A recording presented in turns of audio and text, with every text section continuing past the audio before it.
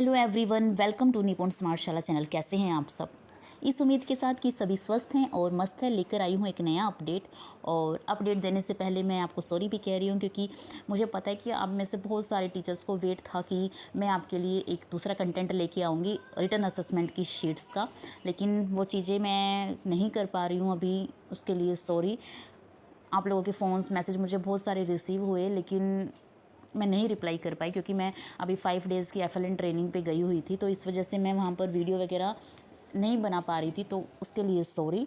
और मैं कोशिश करूँगी कि उसे आज रात तक या कल सुबह 10 बजे तक आपको प्रोवाइड करवा दूँ।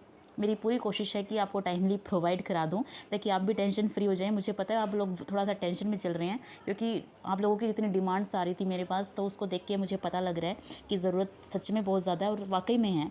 और दूसरा मेन क्वेश्चन आ रहा था कि 20 मार्क्स का मैम कैसे एडजस्ट करना है एनुअल रिजल्ट बनाने में। तो 20 मार्क्स, देखो हम लोगों ने एक क्राइटेरिया सेट किया, लेकिन वो किसी के लिए कहते हैं ना हार्ड एंड फास्ट रूल नहीं है। सब टीचर्स उस 20 मार्क्स को अपने अकॉर्डिंग सेट कर सकते हैं। क्लासरूम एक्टिविटी हो गई बच्चे की, है ना, वर्क बुक कीपिंग की हो गई, कुछ भी ऐसा लगा कि उसकी रेगुलर अटेंडेंस होगी, उन चीज़ों के हिसाब से वो 20 नंबर वो अपने आप भी एडजस्ट कर सकता है।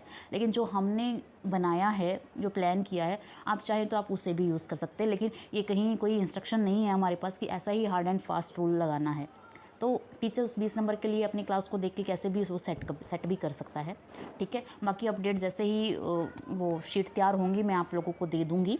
अब बात करते हैं जो आज का कंटेंट लेके आई हूँ। मेरे को अभी पता लगा है कि हमारे डिपार्टमेंट ने जो 1 क्लासरूम 1 टीचर ये जो रूल है, इसको लागू करने के लिए एक नई प्लानिंग कर दी है कि ऐसे स्कूल्स को, ऐसे रूल को हम पूरी तरह से प्रॉपरली क्लासरूम में फॉलो कर सकें। उसके लिए हमारी जो प्राइमरी स्कूल हैं उनको दोहरी पारी में, यानी कि मॉर्निंग और इवनिंग शिफ्ट में चलाने के बारे में विचार किया गया है और ऐसा लेटर इशू किया गया है। तो आइए जानते हैं कि ये कैसे है और क्या डिपार्टमेंट कहना चाह रहा है। तो वीडियो को शुरू करते हैं। और अगर आप अभी चैनल पर नए हैं तो प्लीज़ चैनल को सब्सक्राइब करके बेल आइकन दबा के हमारे छोटे से परिवार का बड़ा हिस्सा ज़रूर बन जाएं। तो अगर और लास्ट में वीडियो को पूरा देखिए। अगर वीडियो अच्छी लगी तो प्लीज़ उसे लाइक भी करें और अपने सभी सर्कल में उसे शेयर भी करें। तो आइए शुरू करते हैं वीडियो। तो ये लेटर जारी हुआ है आज 21 को, और इसमें कहा गया है कि नामांकन की मांग, अभिभावकों के रुझान तथा शिक्षा का अधिकार अधिनियम की अनुपालना में 1 क्लासरूम 1 टीचर के नियम को लागू करने के उद्देश्य से राजकीय विद्यालयों यानी कि सभी गवर्नमेंट स्कूल्स को दोहरी पारी में चलाने का निर्णय लिया गया है। प्रवेश उत्सव के दौरान ऐसे सभी विद्यालय जहां पर नामांकन के लिए आए आवेदन उपलब्ध सीटों की संख्या से अधिक हैं, यानी कि जितनी हमारी क्लासरूम में स्ट्रेंथ होनी चाहिए या स्कूल में उससे ज़्यादा हैं, तो उन विद्यालयों को 1 अप्रैल से आरंभ होने वाले शैक्षणिक सत्र से दोहरी पारी में संचालित किया जाएगा। और इसके लिए सभी DO DW अपने क्षेत्राधिकार के विद्यालय से संबंधित BO BRC BW के माध्यम से ये व्यवस्था को लागू करवाएंगे। और प्राथमिक विद्यालयों के मामले में कक्षाओं के आधे अनुभाग दोपहर के पहले और आधे दोपहर के बाद लगाए जाएंगे। और इसके साथ ही उन्होंने ये लिख दिया गया है कि इसी की अनुपालना में राज्य के प्रत्येक राजकीय प्राथमिक विद्यालय में बालिका वाटिका 3 का नामांकन अनिवार्य है। और 5 वर्ष आयु वर्ग के विद्यार्थियों को इस कक्षा में दाखिला किया जाना है।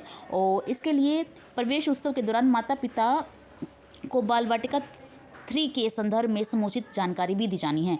यानी कि अब आप जो टीचर्स या जो स्कूल हेड इस चीज़ को इग्नोर कर रहे थे या फिर एडमिशन नहीं कर रहे थे कि बाल वाटिका 3 में हम एडमिशन नहीं कर रहे हैं, साथ वाले में जाएगा फिर करेंगे, कुछ टाइम बाद बच्चे करा लेंगे, तो आप अब ऐसा नहीं करेंगे। अगर आपके पास बच्चा आ रहा है 5 साल का, तो आप उस बच्चे का एडमिशन लेंगे बाल वाटिका 3 के अंदर।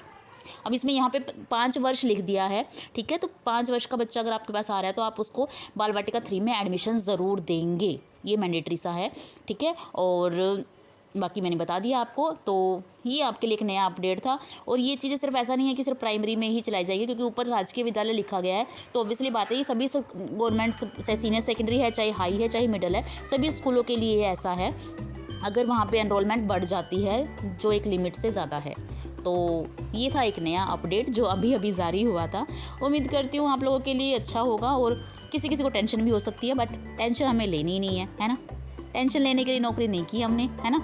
सो प्लीज़ रिलैक्स रहे, कूल रहे और अपनी सर्विस को एंजॉय करें। Thank you. वीडियो अच्छी लगी तो प्लीज़ एक लाइक करें, शेयर करें और कमेंट करके ज़रूर बताएं। Thank you.